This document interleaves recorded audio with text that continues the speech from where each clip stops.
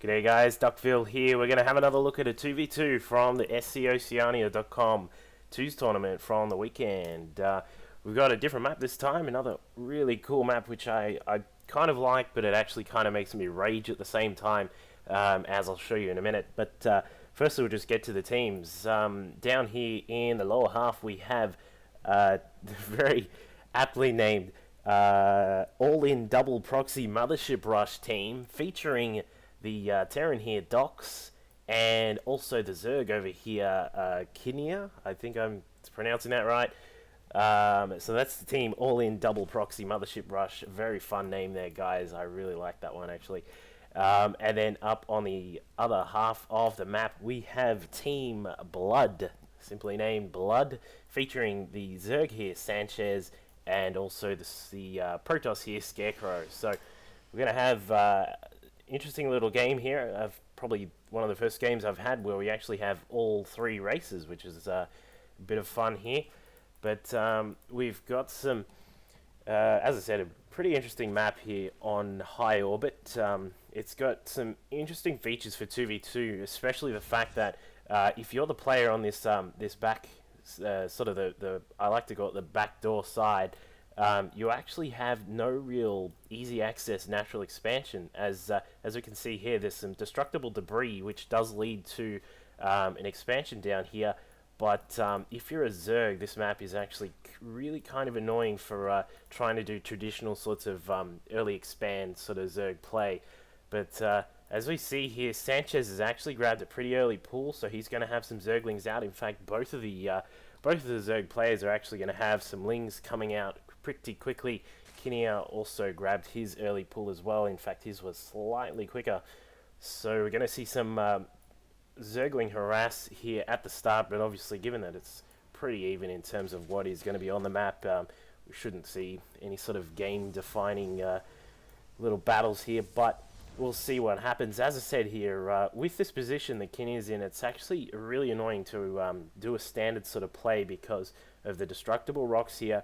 And then even for the player who's on the more of the frontal side expansion, the first close sort of expansion that's, if possible, even defendable at all, is this gold one here, which has actually got some rocks on it as well.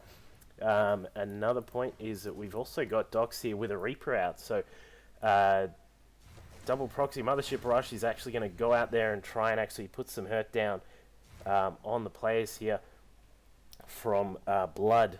As we can see, Scarecrow has actually just gotten a Zealot out for some defense, and we can see here some Reaper harass, which is he's killed one of the pros, which is, you know, it's a victory right there straight away.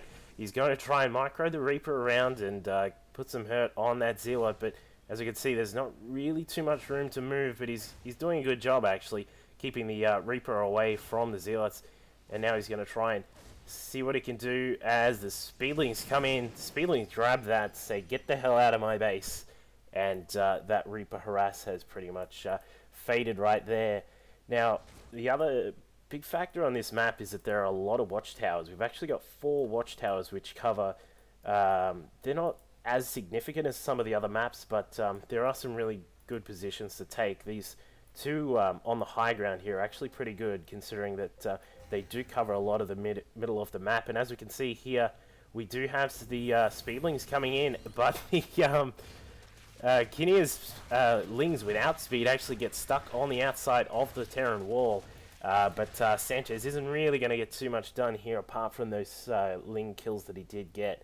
And now, as we can see, Scarecrow has a Stalker and some Zealots coming through, so we'll might be seeing some pressure on that wall from Team Blood, but we'll have to see how we go. Now, Scarecrow is actually grabbing a robotics facility as well. Hopefully he's going to get some units out to see what they can pressure on the wall. Interestingly, Dox does let the supply depot down, but Scarecrow doesn't take advantage of it, but he's attempting to push in and cause some damage here. We've got Dox putting up a bunker, which is going to be nice little defense once these Marines get out. There they are. Get those Marines in that bunker. And they do get in there, which is going to keep the Marines alive, and obviously is going to thwart this pressure here. Now, as we can see, Sanchez has done a nice job of, with this early harass that they've put on, he has actually had some time to grab the expansion here.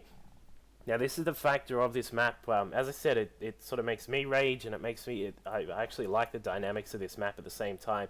But this particular side of the map here, like it's obviously mirrored on both sides. But if you can take these side expansions and actually cover this area here, you can actually just hold these really simply, because it's as long as you've got some air defense, it's a real piece of cake to hold that.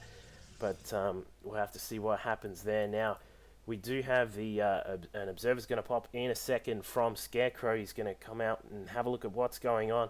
We've got some speedlings running around, which are going to see this expansion here. They're probably going to put some damage on that, making a cancel. In fact, he cancels both of the buildings there, and we've got Scarecrow probably going to lose his pylon as well, because he has nothing to come over and help out.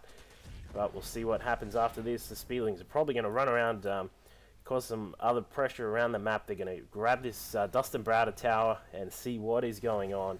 But they'll see that there isn't really too much just yet. Now, as we can see, back to the part about it, this map causing a bit of rage is that now that Sanchez doesn't actually have the expansion, he's sitting here on one base and he's got a spire coming out. Obviously the trouble there is going to be the gas, unless he's just going to sit there and only make speedlings as his only other form of ground army. But we'll have to see what happens there. We've got Dox he looks to be grabbing. He's gonna grab, I think he's just pumping out some Marines and Marauders. He's sitting here on 2 tech labs and 1 reactor. He's got the concussion shells coming out for the Marauders, and also Stim as well, which we know is very powerful for the Terran armies. And for Kinnear, he has looks to be a couple of mutas of his own, I think. Yeah, he's got these mutas here. He's even got an in-base hatchery, which is given that the fact that, as I said, this is a pretty difficult map to take your natural on at the start of the game. It's a nice little idea to grab all of those, and he does have a huge flock of mutas coming out here. Not huge, but huge enough, and he's going to bring those out. Meanwhile, we only have 1 muta here from Sanchez, so we'll have to see what's going to happen with that. Sanchez also working on the destructible rocks here. Those lings will take it down in roughly 18 years, because that's how long it takes to kill destructible things with lings, because they do no damage at all. Mutas flying around here. We've got a bit of, looks to be like a, well, I thought there were going to be a battle there, but we've got a bit of just old school Zergling, Mutalisks flying around, sorry. They could be Zerglings in the air, you know, rats with wings flying around, but looks as if we're going to have Kinnear coming back to defend his base, because he does know that there are some Mutalisks hanging around, and he does have a little bit of an advantage there, obviously, with the position and the fact that he does have 1 extra Mutalisk there, but obviously not a huge amount. Meanwhile, Scarecrow's pumped out 2 Immortals, and he has a bunch of Zealots, a couple of Sentries, and some Stalkers, and it looks as if Team Mothership Rush, I'm just going to call them Mothership Rush because it's simpler to say and won't take me 10 minutes to say as well, are going to clear off the destructible debris at the gold expansion. You would think that they're going to let Kinnear take the gold expansion, as that would really help the actual production from that team. Now we also have force moving out here from Mothership Rush. They're going to push out with, there's a bunch of lings and a bunch of Mutalisks that are going to fly around. We're going to see if they are going to push in, but it looks as if they have seen the Protoss force, and they're going to just sit back for the moment there as well. Not to mention the fact that Sanchez does have his own lings and Mutalisks floating around, so we'll have to see what happens. Yeah, we do have the expansion there from Kinnear. He's going to take that himself. Mutalisks and lings coming into this these side expansions here. They're going to see what trouble they can cause. Now we've got an interesting sort of sandwich position here, as Dox does move in and actually stims up his Marine Marauder Ball, and he's taking out a lot of these Protoss forces. We got Guardian Shields, we got Force Fields going up everywhere. It is going crazy down there in that battle, but it looks like, given the supporting units, it looks like, yeah, Team Blood does come out with the win over that there battle. So they're probably going to move in. You know, you'd like to see them come across and actually put some hurt on this front expansion there, given that Team Mothership Rush doesn't really have too much to actually stop it. Lings checking for the expansion here at the side from Mothership Rush, but of course no one has actually taken that one just yet. And it looks as if they're going to come in and actually put some hurt on this wall. There we go, we've got Zealots with charge as well, so it's going to be nice little added bonus there. They're going to take out the Tech Lab on that rack, so mutas are going to fly around and cause some trouble there as well.